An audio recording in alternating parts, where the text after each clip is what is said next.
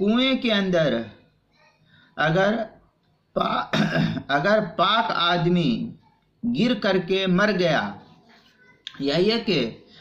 پاک آدمی تھا، کنویں میں گیا، اب اس کنویں کے اندر ڈوب کر کے وہ مر گیا،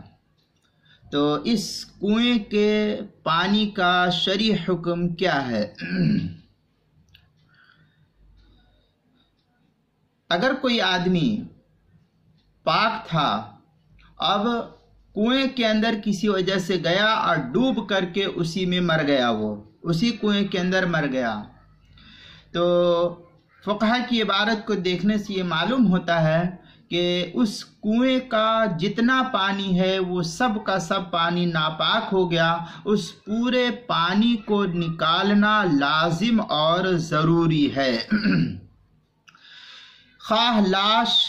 اس صورت میں پھولی ہو، پھٹی ہو، یا نہ پھولی ہو یا نہ پھٹی ہو، بہر دو صورت یہی حکم ہے کہ پورا پانی ناپاک ہو گیا، اس صورت میں پورے پانی کا نکالنا لازم اور ضروری ہے۔ محیط برہانیہ میں ہے وَكَذَلِكَ إِذَا وَقَعَ فِيهَا آدْمِيٌّ طَاهِرٌ وَمَاتَ فِيهَا يَجِبُ نَزْحُ جَمِيعِ مَاءِ الْبِئْرِ كُلِّهِ انْتَفَخَ أَوْ لَمْ يَنْتَفِخ۔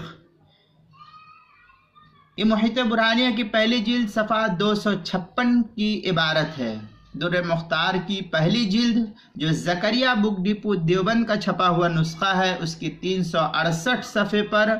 اور تھوڑی سی اور عبارت 372 صفحے پر، اس کے درمیان کافی تفصیلی بحث کنویں کے سلسلے میں کی گئی ہے، وہاں دیکھ سکتے ہیں۔ کتاب المسائل کی پہلی جلد صفحہ 133 پر بھی اس کو نقل کیا گیا ہے۔